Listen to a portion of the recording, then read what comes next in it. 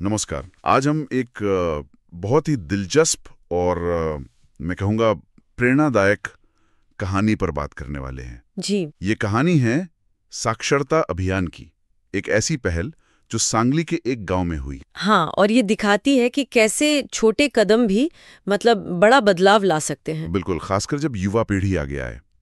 तो हमारे पास जो जानकारी है वो एक लेख से है, साक्षरता अभियान, शिक्षा और जागरूकता की मिसाल।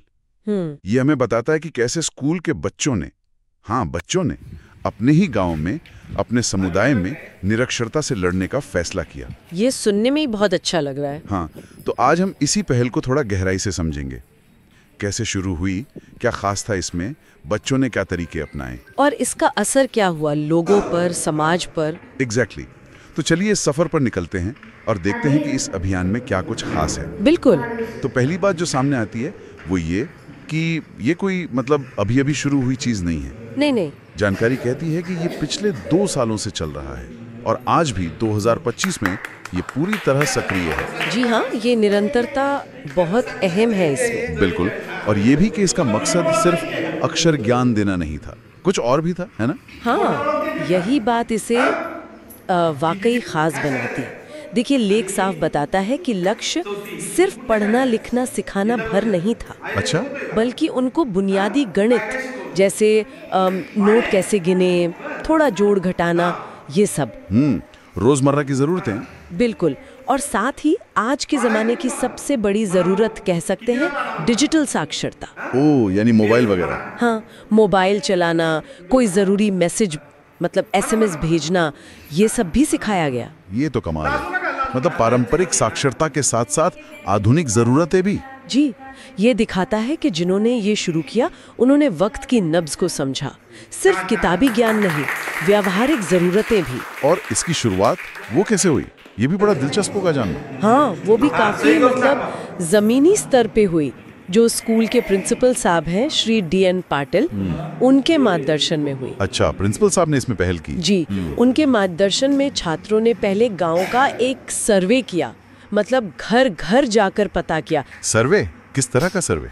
उन्होंने ऐसे लोगों की पहचान की जो पढ़ लिख नहीं सकते थे, यहाँ तक कि आप सोचिए अपना नाम तक नहीं लिख पाते थे या दस्तखत नहीं कर पाते थे।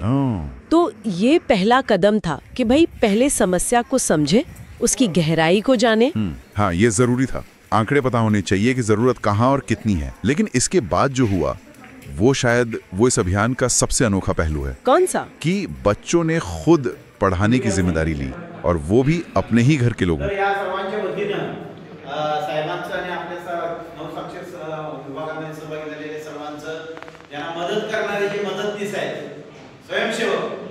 ते सगळे तुमच्या कुटुंबातले आपल्या कुटुंबातले सदस्य निवडलेले आहेत आणि ते घरात ते काम करतायत.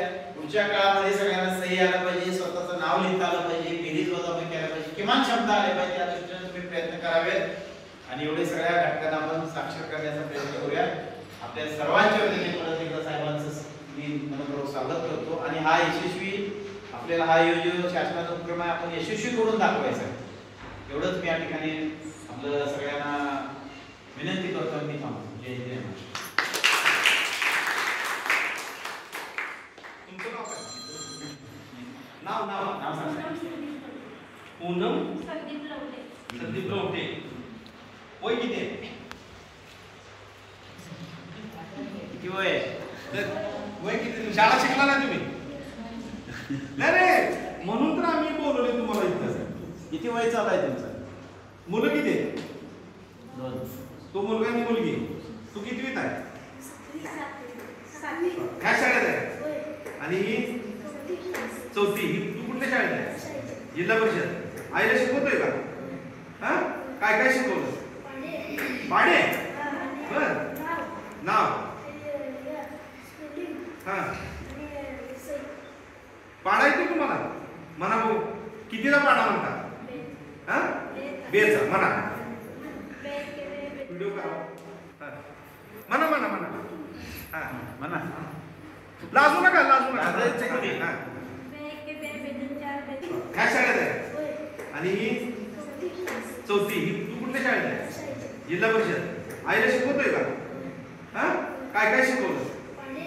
पाडे. बर. नाव हा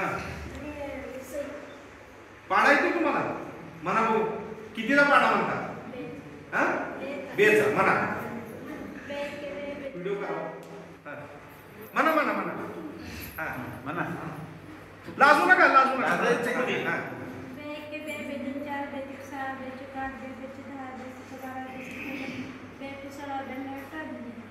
छान छान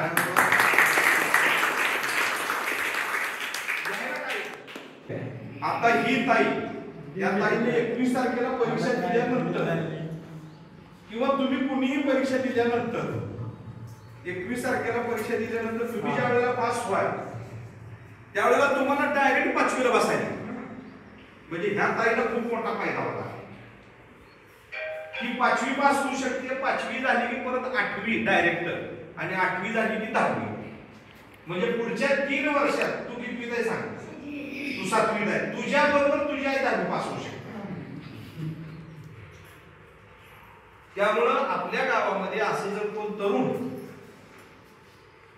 जर असाक्षर राहिला असेल तर त्याला आपल्याला 100% साक्षर करायचं